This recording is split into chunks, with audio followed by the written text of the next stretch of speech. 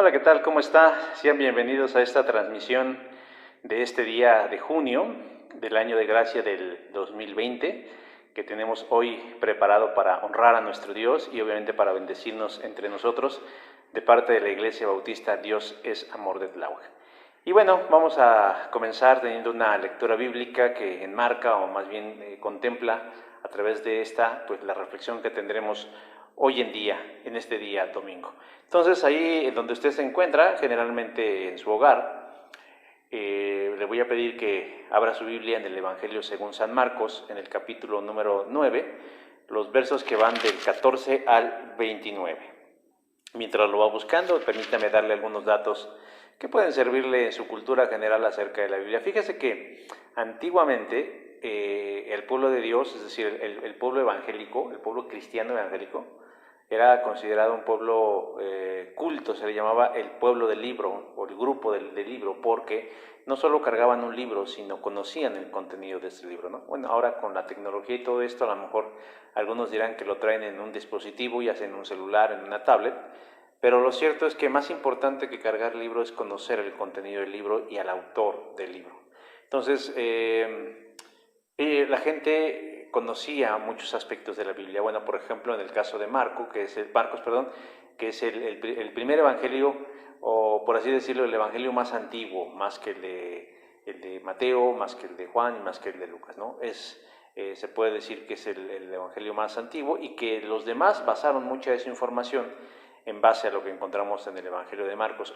Y que además el Evangelio de Marcos es un evangelio muy dinámico, es un evangelio que iba dirigido, no estaba muy enfocado en las cuestiones genealógicas, históricas y contextuales, sino que iba a un punto específico que era el mensaje de Jesucristo. Bueno, eso es un dato importante para que usted lo vaya identificando. Marcos capítulo 9, versos que van del 14 al 29, yo voy a hacer la lectura, usted sigará con su vista, o si quiere leerla en su casa, pues también siéntase en la libertad de hacerlo. Lo que sí es que yo le voy a recomendar que no vea esa transmisión en pijama, en chanclas y con baba en la boca, porque la verdad le quita seriedad y solemnidad al asunto, ¿no? Nada más como recomendación. Y dice así la palabra del Señor. Cuando llegó a donde estaban los discípulos, vio una gran multitud alrededor de ellos y escribas que disputaban con ellos. Y enseguida toda la gente, viéndole, se asombró y corriendo a él le saludaron. Y él les preguntó, ¿qué disputáis con ellos? Y respondiendo uno de la multitud dijo, Maestro, traje a mi hijo que tiene un espíritu mudo, el cual donde quiera que le toma, le sacude y le echa espumarajos, y cruje los dientes y se va secando. Y dije a tus discípulos que lo echasen fuera, y no pudieron. Y respondiendo él les dijo, oh generación incrédula, ¿hasta cuándo he de estar con vosotros? ¿Hasta cuándo os he de soportar? Traédmelo. Y se lo trajeron, y cuando el espíritu vio a Jesús, sacudió con violencia al muchacho, quien cayendo en tierra se revolcaba echando espumarajos. Jesús preguntó al padre, ¿cuánto tiempo hace que le sucede esto? Y él dijo, desde niño. Y muchas veces le echan el fuego y en el agua para matarle. Pero si puedes hacer algo, ten misericordia de nosotros y ayúdanos. Jesús dijo, si puedes creer, al que cree, todo le es posible. E inmediatamente el padre del muchacho clamó y dijo, creo, ayuda a mi incredulidad. Y cuando Jesús vio que la multitud se agolpaba, reprendió al espíritu inmundo diciéndole, espíritu mudo y sordo, yo te mando, sal de él y no entres más en él. Entonces el espíritu clamando y sacudiéndole con violencia, salió, y él quedó como muerto, de modo que muchos decían, está muerto. Pero Jesús tomándole de la mano, le enderezó y se levantó. Cuando entró en casa, sus discípulos le preguntaron aparte, ¿por qué nosotros no pudimos echarla fuera? Y les dijo, este género con nada puede salir, sino con oración y ayuno. Vamos a orar. Señor Dios, en esta hora queremos agradecerte infinitamente que hasta este momento tú nos sigas dando el privilegio y el honor de seguir exponiendo tu palabra a tu pueblo, a tu familia espiritual, a tu gente, al mundo entero. Porque deseamos, Señor, que no únicamente los que ya te conocen se sigan deleitando y se sigan disfrutando de este manjar espiritual que es para el alma, el escuchar tu voz y el aprender de tu palabra y el conocer tu voluntad. Gracias, Señor, por esa dádiva inmerecida. Seguimos rogando, Señor, pues por estos momentos, no solo por la Iglesia, sino por el mundo sin Cristo, para que te conozca, para que en medio de todas estas penumbras que nos rodean y esta oscuridad e incertidumbre, y tal vez dolor en algunos casos, la presencia de Jesús pueda resplandecer como la única alternativa suficiente para salir adelante. Te rogamos que tomes el control, Señor, y que nuestra fe, nuestra confianza, nuestra paz y nuestro descanso en ti, Señor, se fortalezca, se afirme, se solidifique o se confirme en algunos. Ayúdanos, pues, Señor, a entender tu verdad, pero no solo con la cabeza, sino en el alma y también en el espíritu. Permite, Señor, que tu palabra pueda difundirse y regarse como pólvora, Señor, y llegar a cada mente, a cada vida y a cada corazón. Porque lo que tú quieres, Señor, es que en cada persona nazca el milagro de la fe. Bendito seas hoy y siempre, Padre, en el nombre poderoso de Jesús. Amén. Bueno, mis hermanos, pues vamos a tener un tiempo de alabanza, vamos a escuchar alabanza a nuestro Dios, para que pues también preparemos nuestro espíritu y nuestra mente y nuestro corazón, nuestra razón, y poder disfrutar en unos instantes de la exposición del mensaje que tenemos para hoy, que se titula Una generación sin fe, y es un tema interesante. Entonces vamos a estos cantos espirituales y volvemos en unos momentos.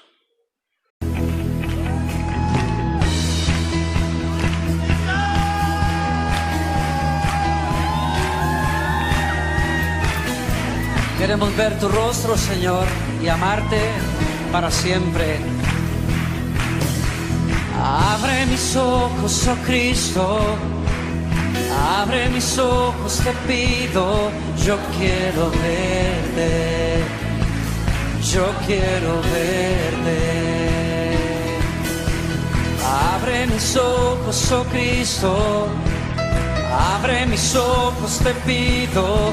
Yo quiero verte, yo quiero verte y contemplar tu majestad y el resplandor de tu gloria.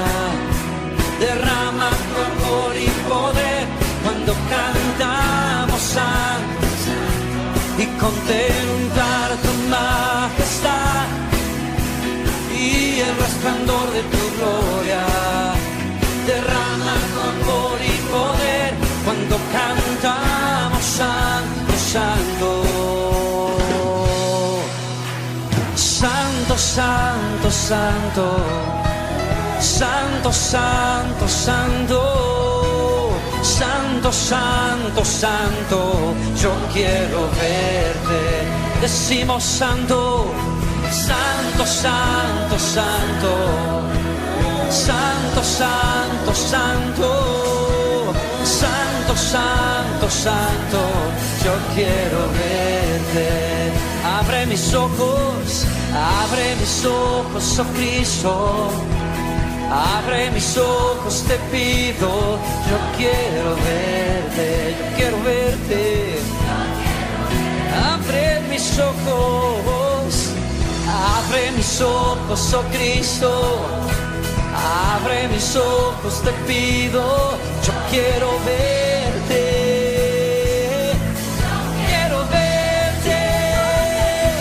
y contemplar tu majestad y el resplandor de tu gloria. Derrama tu amor y poder cuando cantamos santo, santo, y contempla tu majestad y el resplandor de tu gloria. Derrama tu amor y poder cuando cantamos santo, santo. Santo, santo, santo.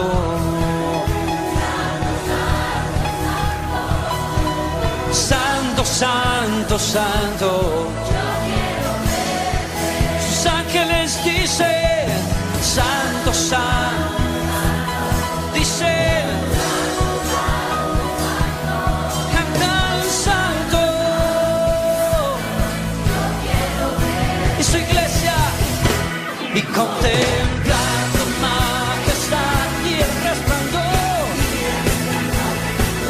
Derrama tu amor y poder cuando cantamos santo, santo, y contemplar tu majestad y el resplandor. Derrama, derrama tu amor y poder cuando cantamos y contemplar y el resplandor. Derrama, derrama tu amor y poder y contemplarte y contemplar tu majestad, oh, y el resplandor de tu gloria. Derrama tu amor y poder cuando cantamos santo, santo. Santo, santo, santo. Oh, santo, santo, santo. Quiero verte, Señor. Santo, santo, santo. Tú eres. Decimos. Quiero verte.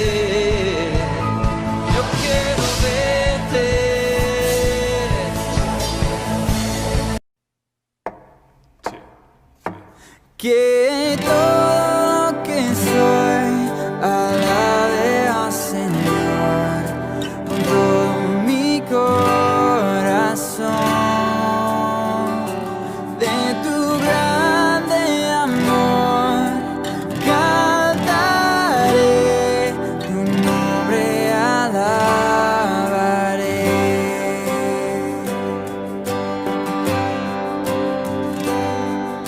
Sale el sol, es un nuevo amanecer. Cantaré a ti otra vez. Sea lo que venga, confiaré en ti.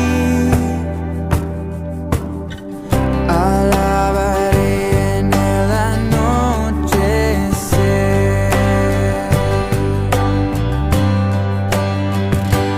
Que todo lo que soy alabe al Señor con todo mi corazón.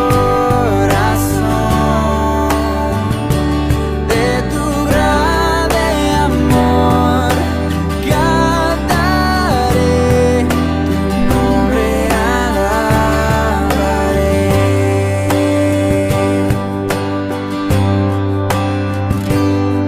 Tu amor no tiene fin y tú eres para siempre. Y bondadoso es tu corazón. Por todo lo que has hecho, yo sigo cantando. 10,000 razones para alabar.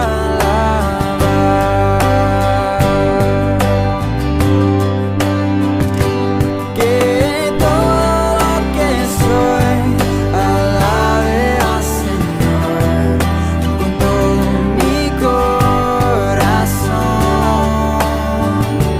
De tu grande amor cantaré, tu nombre alabaré.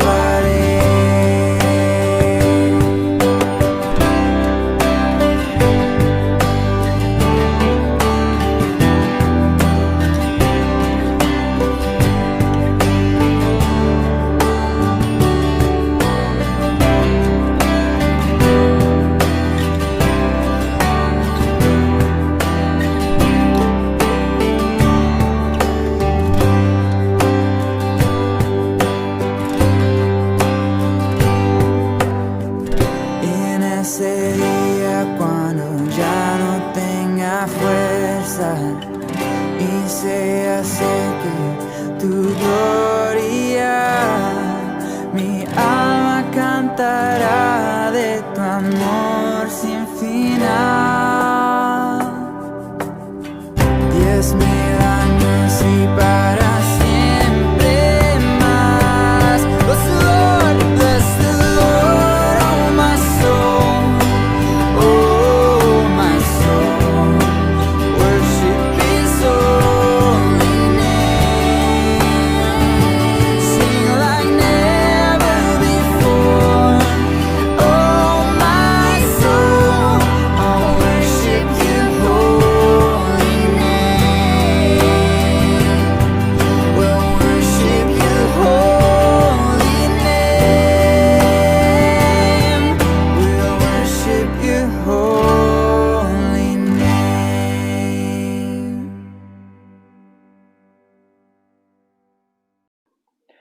Ya volvimos, hermanos. Vamos ahora sí a acomodarnos bien en nuestros lugares, no para dormir, sino para escuchar atentamente la voz del Señor a través de la exposición de su palabra.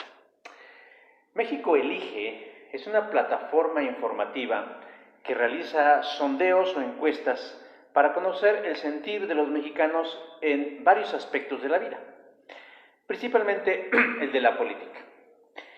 El 8 de junio de este año, mientras iba yo realizando mis ejercicios matutinos, Aldo Campuzano, quien es el director de esta plataforma, dio a conocer los resultados de su encuesta en Facebook sobre el asunto del momento, el COVID-19 o coronavirus.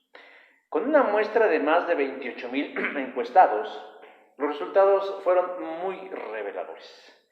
Pero solo ocuparé aquellos que hoy me sirven para ejemplificar la enseñanza de este día. El 59% de los encuestados que México Elige buscó para saber su sentir en este aspecto, les preguntaron si estaban de acuerdo en que se abrieran todos los negocios con medidas sanitarias. Es decir, el 59% de la gente encuestada dice, sí estamos de acuerdo, que ya se abran todos los negocios, pero con medidas sanitarias, casi el 60%. Mientras que el 41% dijo que no están de acuerdo en que se abran todos los negocios ni con medidas sanitarias. Otro. ¿Cuál crisis le preocupa más? ¿Cuál es la crisis que más le preocupa a la gente? El 55% dice que la económica, mientras que el 45% dice que la sanitaria.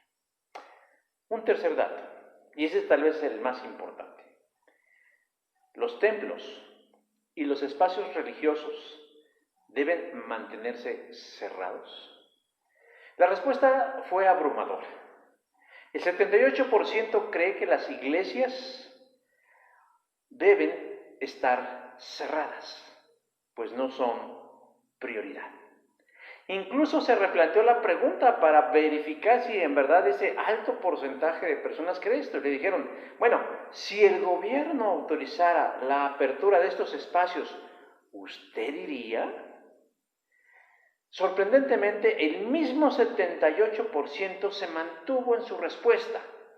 Aunque el gobierno los autorice, no iría a una iglesia.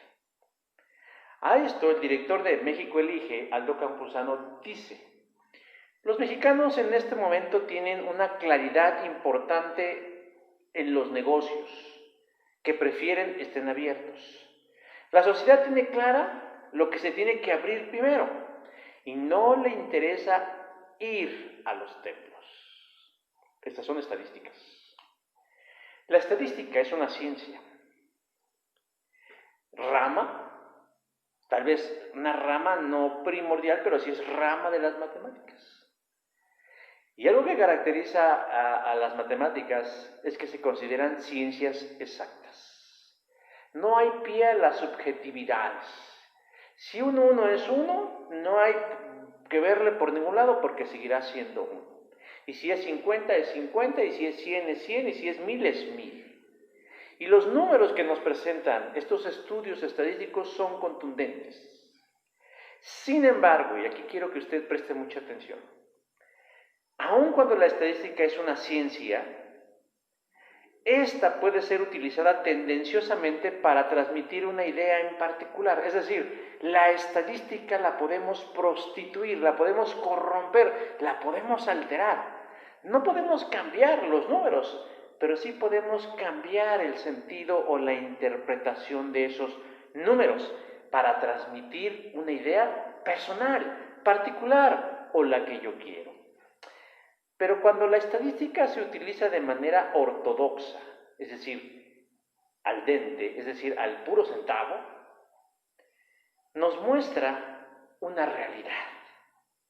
Yo quiero pensar que la estadística, la encuesta realizada por México Elige y el proceso estadístico al cual fue sometido se hizo de manera apegada a las mayores reglas de exactitud. porque si es así, los resultados me parecen desalentadores. El ver que el 77% de las personas, sin importar cuál es su filiación religiosa o espiritual, no tiene interés alguno en que las iglesias o templos vuelvan a funcionar. Dirán algunos, bueno, pero ese es el 77% de esos 20 y tantos mil que encuestaron.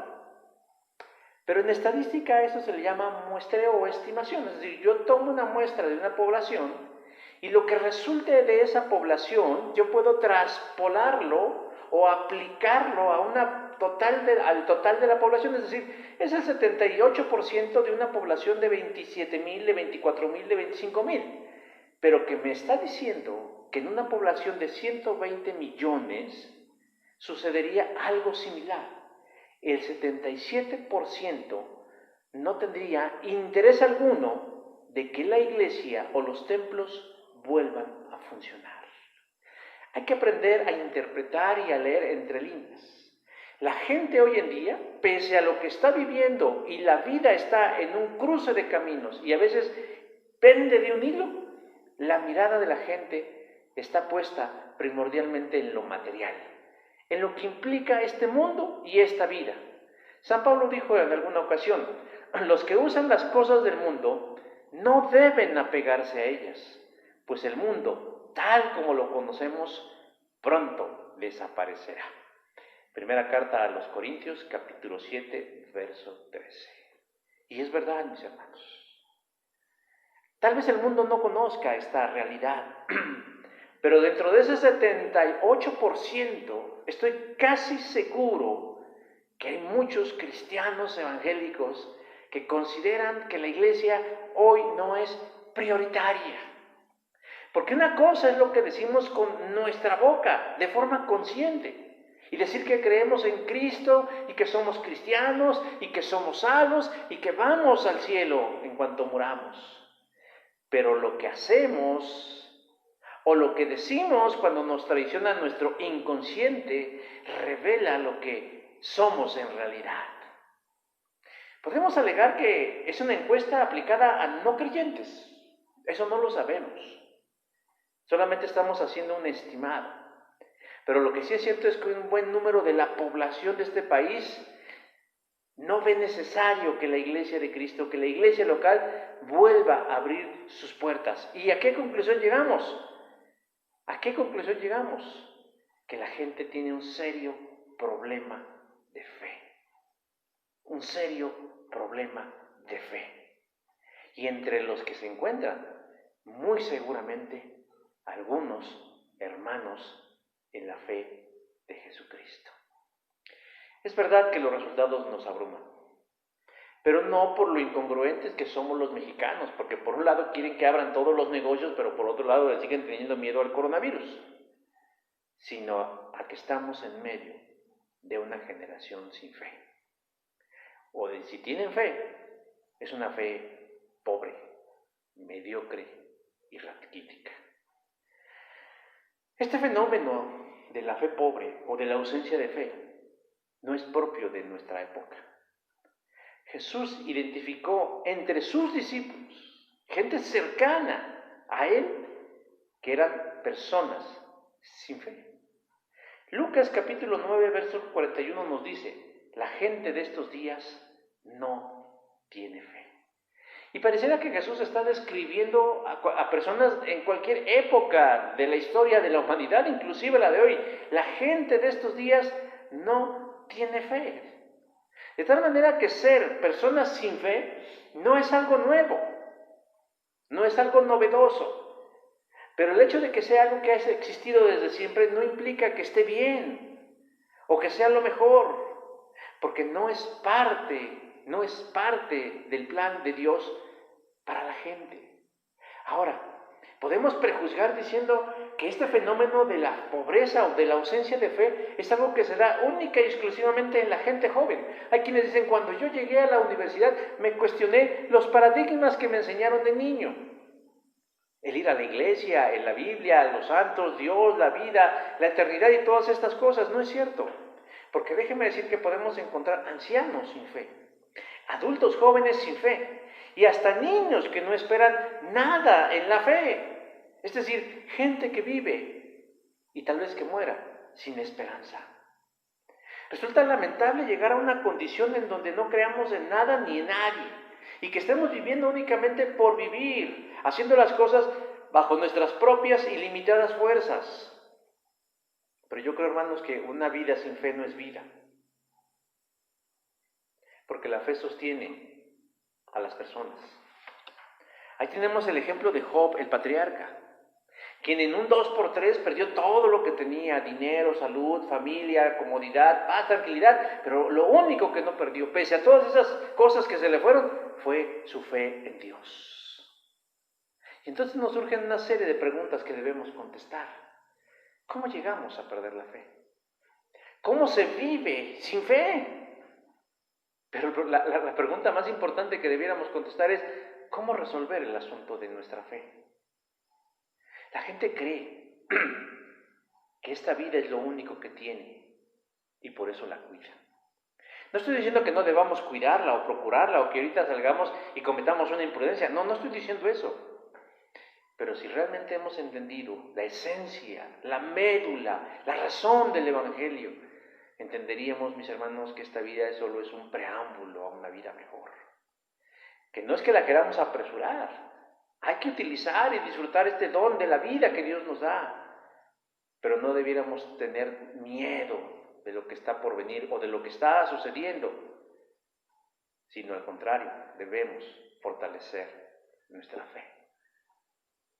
Tristemente hay muchos creyentes que son incrédulos de closet, que prefieren decir que creen algo a aceptar que han dejado de creer.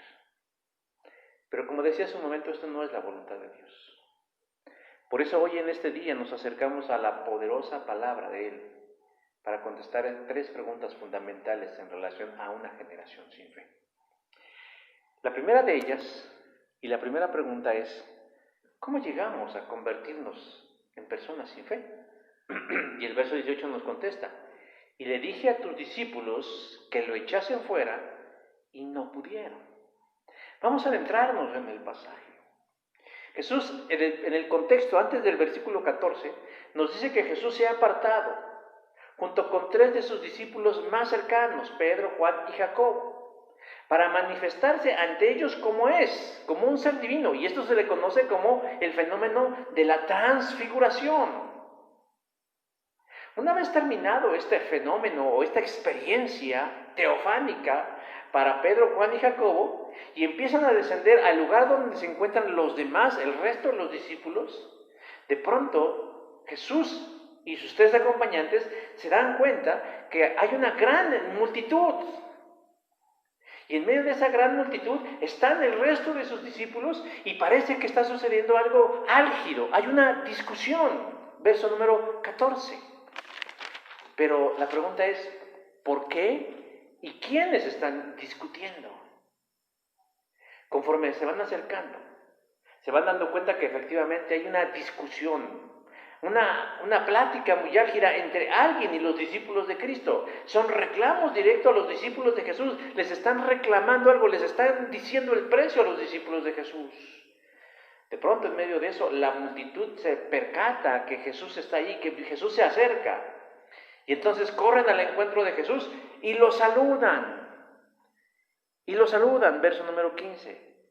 Y entonces Jesús lanza la pregunta: ¿qué disputáis con ellos? Es decir, ¿por qué pelean? ¿Cuál es la razón por la que están discutiendo con mis discípulos? Uno de entre la multitud sale, se coloca frente a Cristo y le dice: yo tengo un hijo enfermo, o un hijo endemoniado, o un hijo poseído por un espíritu inmundo. Y entonces este hombre empieza a describirle a Jesús la signología de su hijo, pero con la idea que él había llevado a su hijo con la intención de ser sanado. Y entonces le empieza a describir los signos y los síntomas y las características de la enfermedad de su hijo. Dice: maestro, traje a ti mi hijo que tiene un espíritu mudo, verso 17. el cual, donde quiera que le toma, le sacude, echa espumarajos, cruje dientes y se va secando, y se va secando, y se va secando. Verso 18. El perfil es claro. El joven está enfermo. Habrá quien hoy en día pueda discutir si era una enfermedad en el sentido infeccioso, o metabólico, o traumático, o si realmente era algo de índole espiritual. Pero lo cierto es que ese joven la estaba pasando muy mal. Y la estaba pasando muy mal junto con su familia, que también lo estaba pasando mal. A veces pensamos en el enfermo y a veces nos olvidamos de la gente, de los padres, de los hijos, de los hermanos, de los esposos, del enfermo que también la está pasando mal. Ese hombre se entera, por alguna razón llega a sus oídos la noticia que Jesús está cerca y ha escuchado que ese Jesús puede sanar a su hijo. Entonces decide llevar a su hijo y de pronto se da cuenta que el Señor Jesús no estaba, que estaba ocupado en otros asuntos. Y entonces dice ahí, y dije a tus discípulos que lo echasen fuera. O sea, no encontró a Jesús, pero encontró a los discípulos de Jesús, que dijo, bueno, no está el mero mero, pero yo creo que estos que andan con Jesús para arriba y para abajo, que conviven tan cercanamente y que están con sus oídos atentos y que andan cacareando que son discípulos de Jesús, pues deben tener nociones para poder ayudar en su condición a mi hijo. Y entonces le pide a los discípulos de Jesús que lo auxilien, que le asistan, que sanen a su hijo. Y por eso ahí dice, y le dije a tus discípulos que lo echasen fuera. ¿Y qué fue lo que pasó? Dice, y no pudieron. Y no pudieron. ¿Se pueden ustedes imaginar la reacción del papá? Más allá de la buena intención, de los buenos sentimientos, de la mejor de las actitudes de los discípulos, el que de pronto de hacer, yo no sé exactamente qué hacía, si oraban, si imponían las manos, si gritaban, si clamaban, si lo rodeaban, si lo ungían, no sé exactamente en qué consistió la metodología con la cual ellos buscaron sanar a este joven, que de pronto vieron pasar tal vez los minutos y los minutos y los minutos y los minutos y no sucedía nada. La condición del joven seguía siendo la misma. Hoy en día algunos dirían, bueno, es que la liberación o es que la sanidad fue espiritual. Pero lo que sí es cierto es que la reacción en el corazón de ese hombre fue de una gran decepción.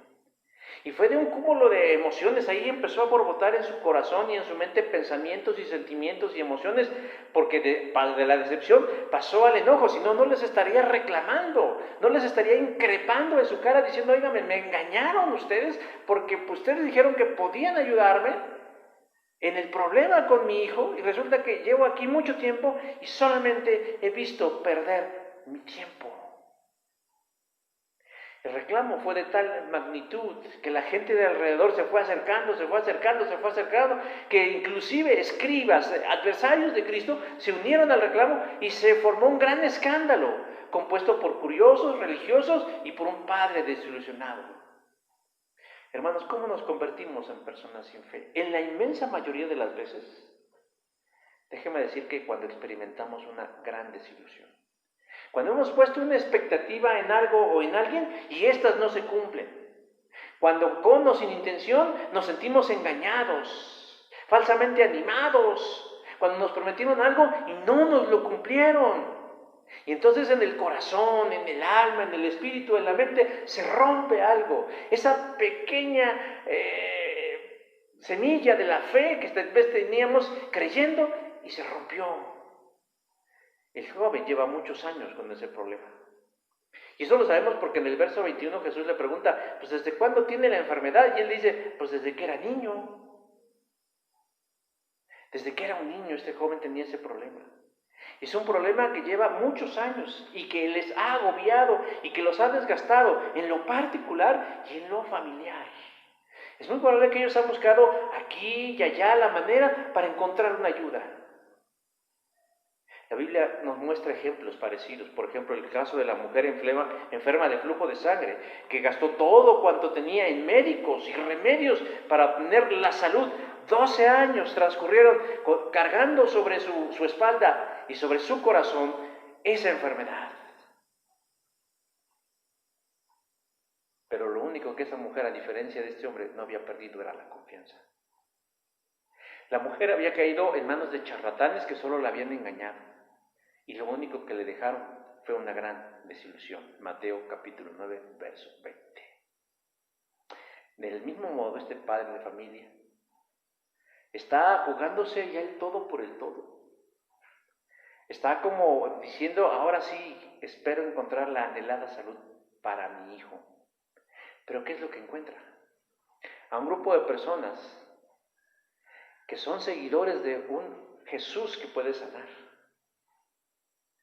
Ahora, yo quiero precisar algo importante. El hombre no se desilusionó de Jesús, pero sí de los representantes de Jesús. No estoy diciendo que los representantes de Jesús tuvieran el poder para hacerlo en sí mismos. Más adelante le diré, pero Jesús ya les había dotado a ellos de las herramientas necesarias para hacer esa tarea y no la pudieron hacer. Cuando él llega, Jesús no está. Están sus discípulos. Y él cree que por ser cercanos a Jesús pueden ayudarlo, pero después, horrible realidad, se da cuenta que no. Y les reclama, airadamente. Y tiene razón. Este mismo evento lo narra Lucas en su Evangelio. Y me llama la atención lo que dice Lucas en el capítulo 9, verso 41 de este mismo evento. Dice, ¿qué es lo que sucede cuando alguien va perdiendo la fe? Dice, se apartan de lo que es bueno. Se apartan de lo que es bueno. Cuesta tanto acercarnos a Dios y a veces cuesta tan poco el alejarnos de Él. Cuando somos engañados, hay quienes bastan que con un solo engaño. Hay quienes tal vez tiene que ser más reiterado el asunto, pero al final de cuentas es que cuando nos desilusionan y nos engañan y nos traicionan, entonces somos víctimas del desaliento. Y empezamos a no esperar nada. Perdemos la fe en Dios. Fíjense, curiosamente no fue Jesús el que le falló, fueron sus discípulos los que le fallan, pero eso merma y daña la reputación y el nombre de Jesús. Bueno fuera que la gente cuando se desilusiona de la iglesia local, de los cristianos, pues nos desecharan. A final de cuentas eso no era lo importante ni lo trascendente, pero acaban perdiéndose de la bendición de estar con Jesús. A veces hay quien cita a Mahatma Gandhi cuando decía que creía en Jesús, pero no creía en sus cristianos. Bueno, pues qué lástima, la verdad. No tenemos nada con qué justificar la acción de los cristianos. Pero él erró en su razonamiento de decir, bueno, pues desecha a los cristianos, pero busca a Jesús. Y estaba sucediendo lo mismo con este hombre. Su corazón estaba roto, su corazón estaba despedazado, estaba desalentado, ya no esperaba nada. Hermanos, el meollo de ir perdiendo la fe, de ir mermando, de ir disminuyendo, enflaqueciendo la fe, es crearnos falsas expectativas. El Padre busca a Jesús y en lugar de encontrar a Jesús, encuentra a sus discípulos e ingenuamente cree que ellos pueden ayudarle y deposita su confianza en ellos. Pero cuando se da cuenta de que no es así, se revienta su fe como una burbuja de jabón. Muchos, como el padre de este joven, han puesto su confianza en otros y no en Jesús.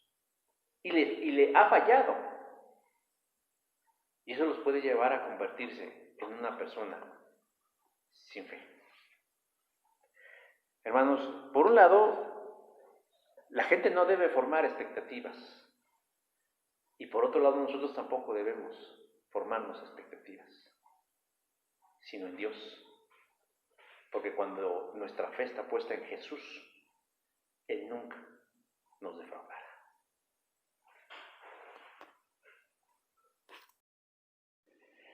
La segunda pregunta que debemos contestar es, ¿cómo se vive sin fe? Bueno, ya sabemos cómo podemos llegar a no tener fe. Pero la segunda es, ¿cómo se puede vivir sin fe? El verso 22 dice, pero si puedes hacer algo, ayúdanos. Jesús escucha al hombre y se molesta con sus discípulos. Curiosamente no se enoja con el hombre, por lo menos hasta ese momento no, sino primeramente con sus discípulos. Y los califica de una generación incrédula. Verso 19 dice, oh generación incrédula, ¿hasta cuándo he de estar con vosotros? ¿Hasta cuándo os he de soportar? ¿Por qué los ve Jesús así? O sea, ¿por qué los califica como incrédulos? Bueno, por los resultados de que no pudieron ayudar a este hombre con el problema de su hijo. Verso número 18.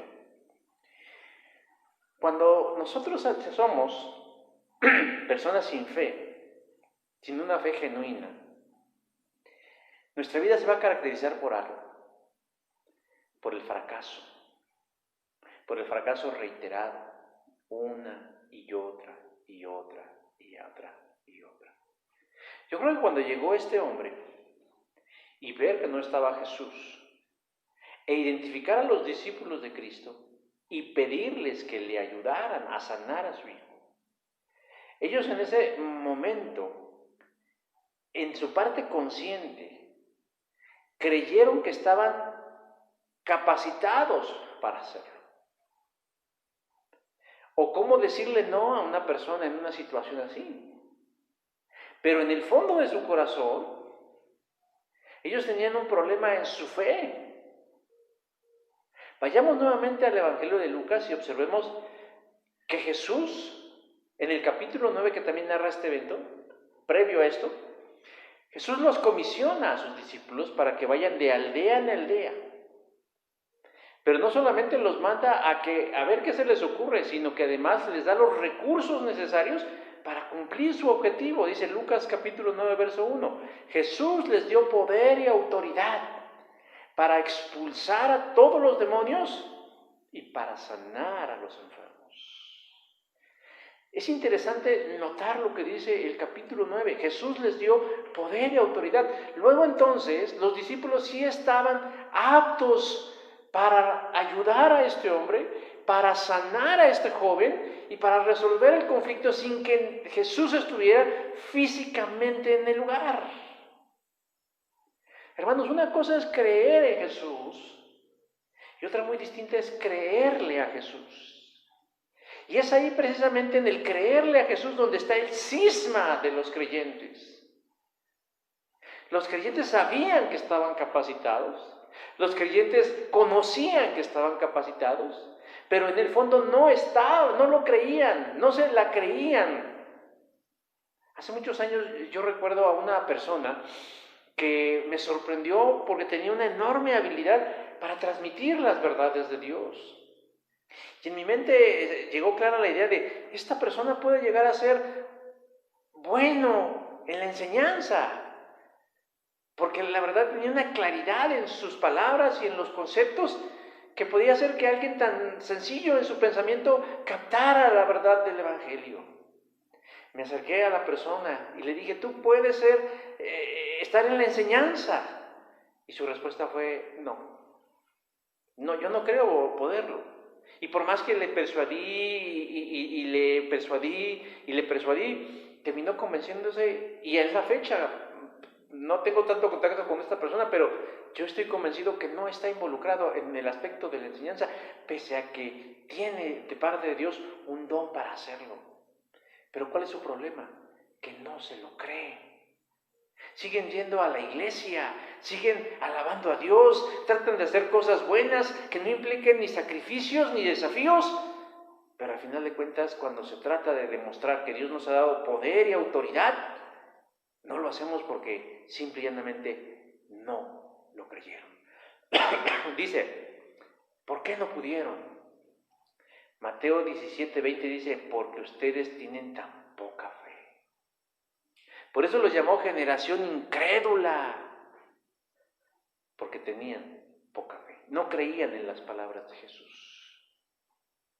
Ellos creían que dependía de ellos, de sus habilidades, de sus capacidades, de sus recursos. Y ese es precisamente el problema, mis hermanos, que actuamos en base a lo que nosotros podemos hacer, pero no creemos que Dios pueda usarnos o manifestarse poderosamente a través de uno. ¿Y qué sucede? Fracasamos irremediablemente. Jesús pide que le lleven al joven. Y cuando está ante Jesús, el Espíritu mismo, al ver a Jesús, tiene una crisis, dice el verso 20, sacudió con violencia al muchacho, cayendo en tierra, se revolcaba echando espumarajos. Con solo ver a Jesús, el Espíritu inmundo sabía cuál era su destino. Es entonces que Cristo le pregunta, bueno, ¿desde cuándo hace que le sucede esto? Y el hombre le dice, pues desde niño. Desde niño. Y no solamente le dan como ataques convulsivos, sino que a veces se pone en riesgo su integridad. Verso 22 dice, le echa en el fuego y en el agua para matarle. Para matarle. Y entonces el hombre, que también es alguien de esa generación sin fe, dice algo que hasta cierto punto ofende a Jesús. Porque dice, muchas veces le echa en el fuego y en el agua para matarle. Pero si puedes hacer algo, ten misericordia de nosotros y ayúdanos. Ese hombre que había sido decepcionado quiere jugarse la última carta que le queda. Pero lo hace de una forma, vamos a decirlo así, torpe, porque dice, pues si tú puedes hacer algo. Y eso en cierta forma no le agrada a Jesús, y ahora sí le reprende. En el verso 23 de la nueva versión, la traducción del Nuevo Mundo dice así, la traducción viviente dice, ¿cómo que sí puedo? ¿Cómo que sí puedo? O sea, Jesús en ese momento se siente ofendido porque dices, bueno, está bien que te decepciones de ellos, porque ellos lo hicieron en sus fuerzas y porque en realidad no son nadie. Pero estás hablando con Jesús, con el Cristo, con el Dios hecho hombre. ¿Cómo me vienes a decir que sí puedo? Y luego remata diciéndole al hombre de forma contundente, porque al que cree, todo le es posible. ¿Cómo vivimos, mis hermanos, cuando no tenemos fe? Bueno, pues diría alguien, a la buena de Dios. Y de fracasando por la vida, dándonos de topes contra la pared y contra las circunstancias. Y desarrollamos un sentimiento de desesperanza constante, en donde nadie me puede ayudar porque nadie me entiende. Y pensamos a creer entonces en la suerte y en el azar y dejamos de lado la intervención divina. El momento que estamos viviendo es una etapa decisiva y de gran desafío para la fe de todas las personas, incluyendo a los creyentes, en donde debemos aprender a confiar, no a que las cosas salgan como yo quiero, sino que Dios va a hacer algo bueno, o más bien que lo que Dios salga es bueno, y eso implica una gran dosis de confianza. La respuesta de Jesús debe tomarse como una reprensión. ¿Por qué me lo pides así? ¿Cómo que sí puedo? ¿No crees que puedo ayudarte? ¿Sabes cuál es el secreto para que tu hijo sane? Es muy sencillo, pero no simple. Ten fe. Porque al que cree, todo le es posible. Porque si puedes creer, al que cree, todo le es posible. Dios sabe cómo ayudarnos. Dios sabe lo que es mejor para nosotros. Dios puede hacer todo, pero Dios no hace cualquier cosa. Él nunca iría en contra de su naturaleza, ni de sus leyes o de sus reglas. Pero todo lo que haga Dios en nuestras vidas y en aquello que le pidamos, debemos estar confiados que es lo mejor. Ahora, ¿cuesta trabajo llegar a ese punto? Cuesta trabajo. Cuando no se está en una circunstancia como la de este hombre, pues lo podemos decir con la mano en la cintura, claro que sí, pero cuando estamos en una situación en donde es probable que la decisión de Jesús sea no sanarlo y aún así seguir confiando, eso es lo que lo hace difícil. Él considera, el hombre, que lo mejor que puede hacer es confiar en Jesús. Y le dice, creo, ayuda a mi incredulidad. Por último, la tercera pregunta que debemos contestar es, bueno, ¿cómo se resuelve la pobreza de la fe? Y el verso, aquí usaría yo lo que dice Mateo 17:20, dice, si tuvieses fe como un grano de mostaza. La finalidad de todo este análisis no es saber por qué no tenemos fe. Bueno, no tenemos fe y luego ¿qué? No se trata de saber cómo hemos sobrevivido sin fe. Bueno, pues infinidad de personas viven sin fe, sino la idea es cómo se puede resolver. Ante la reprensión de Jesús, de forma inmediata el hombre toma una decisión, confesarle a Jesús, confesarse delante de Jesús. Dice, verso 24, e inmediatamente el padre del muchacho clamó a Jesús y le pide que le ayude con su problema. Porque el problema de ese señor no solamente era su hijo enfermo, ese era el problema del hijo. Y ese era otro problema. Pero el problema del padre era ¿qué? Que no creía ya en Jesús. Y leyendo el verso 24 en la Biblia, Dios habla hoy. Dice, ayúdame a creer más. Ayúdame a creer más.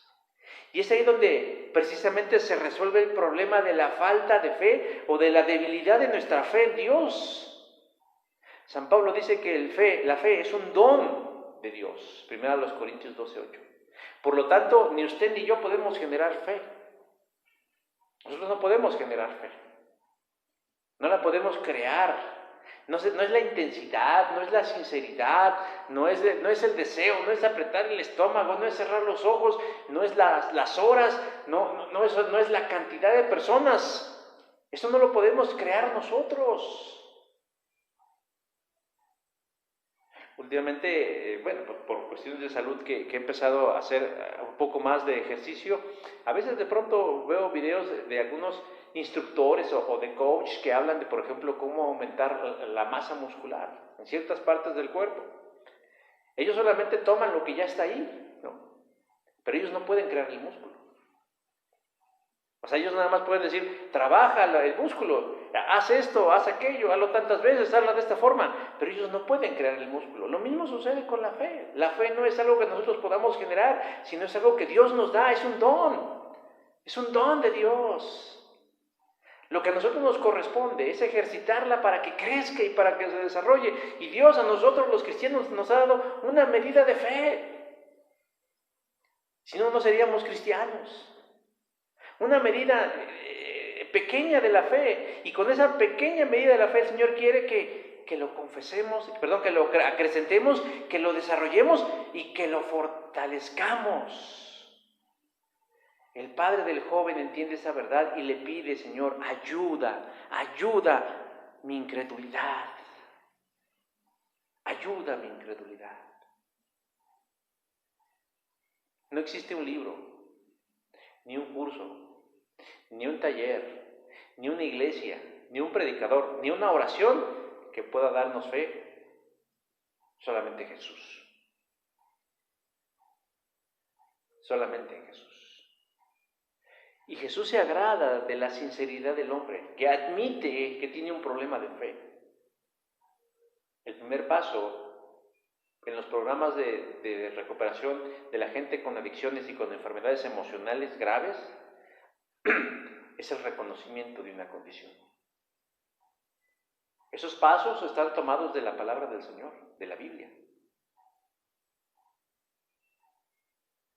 Y nace en ese sentido cuando el hombre reconoce su problema. Señor, ayúdame a creer, porque ese es mi problema, que no te creo. Y lo curioso es que Jesús se agrada de eso. No de la situación del hombre, sino de la sinceridad del corazón. Y entonces se cumple lo que dice el libro de los Hebreos, que sin fe es imposible agradar a Dios, porque el que se desea acercar a Dios debe creer que Él existe y que Él le recompensará a los que los buscan con sinceridad. Hebreos 11:6. Jesús, al mirar esa sinceridad, esa honestidad, esa transparencia, esa nueva convicción en el hombre, decide sanar a su hijo, liberándolo de manera inmediata. Verso 25, reprende al espíritu mudo, diciéndole, espíritu mudo, sordo, yo te mando, sal de él y no entres más. Y sin ninguna oposición y sin ningún estira y afloja, el espíritu inmundo, que dice verso 26, salió del cuerpo del joven, salió de la vida del joven, salió de la vida de esa familia, para no volver jamás. El joven quedó como muerto, pero Jesús tiene el control. Y en el verso 27 dice, y tomándole de la mano, le enderezó y se levantó. El problema estaba resuelto. En 5 segundos estaba resuelto. Y Jesús, una vez que ve la gran alegría en la familia, porque alguien había recobrado la esperanza, la vida, la fe, la confianza, entonces los discípulos le preguntan a Jesús, ¿por qué nosotros no pudimos echarle fuera? ¿Por qué nosotros no pudimos echarle fuera? Pues lo que decíamos hace un rato, parecía que ellos todavía no entendían. Es porque les faltaba fe. Jesús es el único que puede darnos la fe. Pero a nosotros nos corresponde desarrollar la fe, fortalecerla, acrecentarla, hacerla más firme y sólida. Como un brazo, como una pierna, como cualquier músculo de nuestro cuerpo que necesitamos fortalecerlo, necesita el ejercicio para ser efectivo. No es el tamaño ni la intensidad de la fe, porque Jesús dice, el tamaño no importa. Porque Él dice, les aseguro que si tienen fe tan pequeña como un grano de mostaza, podrían decirle a esta montaña, trasládate de aquí para allá, y se trasladará. Para ustedes nada será imposible. Mateo 17:20. Hermanos, ¿cómo podemos acrecentar la fe? Pasando tiempo con Jesús. Pasando tiempo con Cristo. Hablando con Él. Meditando en su palabra, en su voluntad, en sus asuntos, en sus negocios. Es aquí donde yo veo ese choque. ¿Cómo es posible que la gente no piense que lo espiritual es prioritario? Es prioritario. Que los cristianos por complacencia, por miedo, por indolencia, por lo que sea, con sus acciones estén diciendo que la iglesia, que la fe, que la Biblia no es esencial. No, hermanos. Dedicarle tiempo a Jesús, dedicarle tiempo a nuestra relación con Dios, eso acrecentará nuestra fe. Mi propósito de año nuevo, se lo comparto, mi propósito de año nuevo es un año más lleno de Cristo. Y no es competencia con nadie, ni tampoco es para demostrarle a nadie nada, es porque yo reconozco que necesito una vida más llena de Cristo. Porque sé que enfrentaremos circunstancias en la vida, para lo cual es imprescindible que tengamos una fe firme, no una fe grande o gorda, una fe pequeña, pero firme, bien cimentada y bien solidificada en la persona y en la palabra de Jesús. Hermanos y hermanas, en estos días nuestra fe está siendo sacudida y no es para menos. Lo que se mira a nuestro alrededor es abrumador y nos llena de miedo. Pero también es un tiempo propicio para fortalecer la fe. ¿Cómo? Ya se los dije, pasando más tiempo con Jesús. El resultado de las encuestas nos revela que nuestra sociedad en general no considera los asuntos espirituales como relevantes, importantes o esenciales, ni siquiera prioritarios. El 78% dicen, no, que no abran las iglesias, y aunque las abrieran yo ni iría, y yo creo que entre ellos estarían algunos de los hermanos en la fe. ¿Saben lo que me queda en esperanza? Es saber que los bares, que los antros y que los cines por lo menos tienen un 7% de aceptación en comparación de las iglesias. Pero eso no debe ser el parámetro por el cual nosotros debemos medir nuestra fe. La gente quiere su normalidad. La gente quiere su seguridad pese a que pierda su libertad. Pero no quiere esforzarse. La sociedad, hermanos, sin Cristo es incongruente. Porque por un lado quieren que la economía fluya y crezca y se abra y camine, pero por otro lado tienen miedo de salir a la calle. Según los datos que tenemos, estamos en lo peor de la pandemia. Eso es lo que dicen los reportes. Casi generalizado, independientemente de la corriente que usted quiera. Estamos en lo peor de la pandemia. Y todo eso, mis hermanos, nos va generando una sensación desesperanzadora de las cosas. Y uno se pregunta, ¿y los cristianos? Pues los cristianos, bien gracias. Bien gracias, en su casa. Hay que reconocer, mis hermanos, que a veces le dudamos del Señor.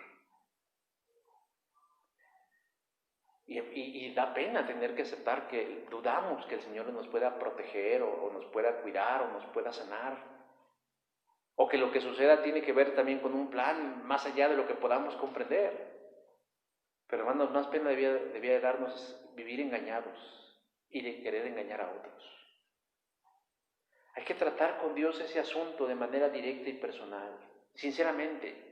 Diciéndole abiertamente, Señor, yo dudo de ti. Hay momentos en donde dudo de ti. Y a veces soy como ese hombre que dice, bueno, pues si puedes hacer algo, hazlo. Pero también hay que seguir el ejemplo del hombre cuando de pronto con un gran clamor reconoce, Señor, ayúdame a creer más. Y yo estoy seguro, mi hermano y mi hermana, que si lo hacemos de manera sincera, ahí en la privacidad y la intimidad de nuestra habitación cuando oramos, el Señor no se va a enojar. Al contrario, le va a agradecer y va a decir, estamos avanzando en la intimidad de nuestra relación porque por fin me estás confesando lo que yo puedo ver a kilómetros de distancia, que no crees en mí. Por eso, mi hermano, mi hermana, hoy te animo a que te unas a el clamor de ese hombre. Y si tu fe está siendo sacudida al punto de que casi desaparece, casi se quiebra, casi se dobla, yo te pido que dobles, inclines tu corazón delante de Jesús y le pidas que te guíe, que te ilumine y que te llene de su presencia, de su fuerza, de su Espíritu Santo, para que pase lo que pase, suceda lo que suceda, no tengamos miedo, porque Él conoce lo que es mejor para nosotros. Se dice sencillo, pero hay que recordar que en Cristo siempre venceremos. Siempre venceremos. Amén. Vamos a orar para terminar. Padre Santo, en esta hora queremos pedirte, bendito Dios, que tengas a bien escuchar nuestro clamor. Reconocemos que en ocasiones las circunstancias de la vida nos abruman. Las anécdotas, las historias, las realidades que están cerca de nosotros nos llenan de miedo. Las cifras, las declaraciones, los pronósticos, los vaticinios, todo esto, Señor, nos hace sentir que no hay esperanza. A veces nuestra propia mente le gusta mal viajarse. El diablo muchas veces busca, Señor. Y a veces hay situaciones que no alcanzamos a entender, sobre todo cuando tocan a tus hijos, a tus siervos, a tu iglesia, y no alcanzamos a entender muchas cosas. Pero yo te quiero pedir hoy, Señor, en el nombre de tu iglesia, que nos ayudes a creer más. No es que nos castigues por no tener fe, sino más bien nosotros mismos nos flagelamos no teniendo fe. Es un principio fundamental que si hemos de acercarnos a ti debemos creer que existes, que debemos ser prudentes, que debemos ser cuidadosos, que debemos ser disciplinados, que debemos ser atentos, que debemos ser sensibles, que debemos ser empáticos, pero al mismo tiempo también debemos confiar en ti. Yo te pido que cuides a tu iglesia. Dios es amor de Tláhuac. Que cuides a todos mis hermanos y mis hermanas, jóvenes, niños, adultos, ancianos, enfermos, sanos, porque cuando pase todo esto, como ya dicen muchos, yo quiero volver a verlos a todos y trabajar con ellos e ir hacia adelante, pero fortalecidos, afirmados en su fe, convencidos de que Jesús sana, que Jesús salva, que Jesús rescata, que Jesús protege. Yo en esta hora también te quiero pedir por la gente que la está pasando mal, por la gente que la ha ido pasando mal, para el que está enfermo, para el que está internado, para el que está intubado, para el que está en su casa aislado, para el que no ha podido vender, para el que no ha podido salir a trabajar, para el que no ha podido ver a su familia, el que no ha podido celebrar su cumpleaños, para el que realmente reconoce que este tiempo ha sido tan triste y tan doloroso, Señor, pero para que la semilla de la fe nazca en sus corazones.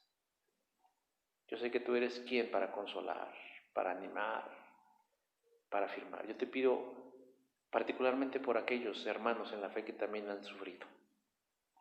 Las historias son desgarradoras y a veces resulta sorprendente lo inhumano que puede resultar el mismo ser humano ante su prójimo.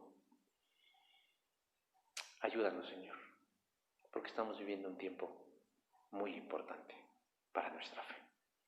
Gracias te lo pedimos en el nombre de Jesús. Amén. Bueno, hermanos, pues seguimos. Ahora sí que estamos donde estábamos hace 8 días, hace 15 días, hace 20 días. Y bueno, pues el Señor sabe cuándo esto va a resolverse de una mejor forma, de una forma más suave. Les seguimos animando a que sigan viendo nuestras transmisiones, a que sigan recibiendo el trabajo. Yo espero, bueno, vamos a seguir poniéndonos a trabajar, a lo mejor preparar alguna clase para los adultos y vemos cómo la transmitimos, ya sea por Zoom o por Met, pues también para ir fortaleciendo la fe en los hermanos. Yo animo particularmente a aquellos que no se han podido conectar a las reuniones de oración. Mire, yo sé que esto es limitado. A veces también le hacemos demasiada laraca a las redes sociales y el internet y decimos que casi que es el huevo de oro que puso la gallina. No, o sea, es una muy buena herramienta, pero tristemente no llega a todas las personas. Hay hermanos que por su edad, por su personalidad o por su economía no pueden acceder a este tipo de cosas. Y eso me preocupa, porque en realidad por eso la iglesia no debiera estar cerrada, porque solamente estamos llegando a un sector y a veces no a quienes tal vez nos podrían estar necesitando un poquito más. Pero bueno, esperamos en el Señor que todo esto vaya tomando tintes más amables.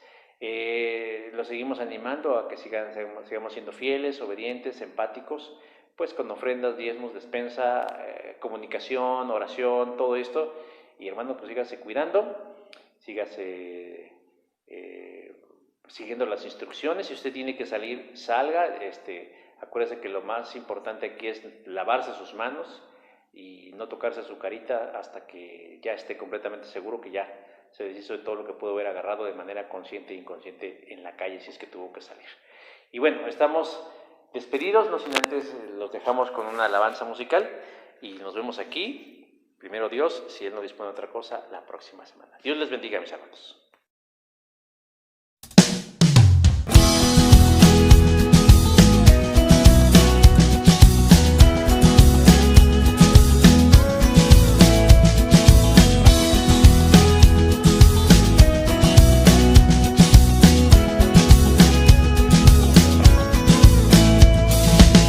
Te alabaré, Señor, con todo lo que soy, bendeciré tu santo nombre. Mi ser recordará tu gracia y tu bondad, no olvidaré tus bendiciones. Has perdonado mi iniquidad, has sanado mi dolencia. Tú rescataste mi vida del mal, me coronaste de amor. Así cuán alto está el cielo por sobre la tierra, tu amor engrandeciste. Así cuán lejos el oriente está del occidente, mis culpas alejaste. Compasivo has sido, Señor, lento para la ira y grande en amor.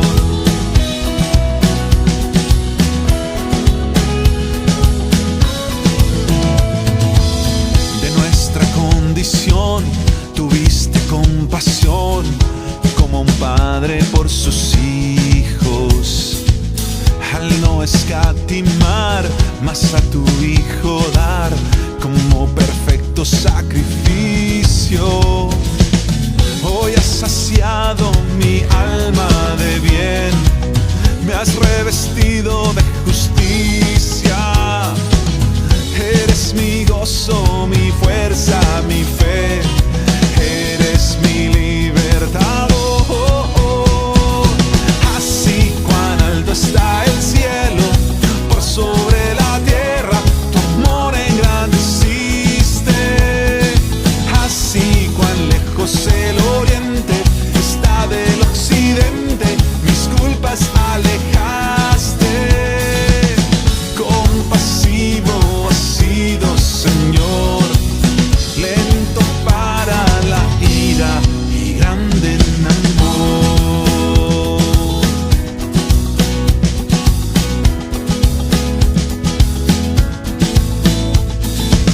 Bendito sea tu nombre, bendita sea tu gracia, bendito sea tu amor, Señor. Bendito sea tu nombre, bendita sea tu gracia, bendito sea tu amor, Señor. Bendito sea tu nombre, bendita sea tu gracia, bendito sea tu amor, Señor. Bendito sea tu nombre, bendita sea tu gracia, bendito sea tu amor, Señor. Así cuán alto está el cielo por sobre la tierra,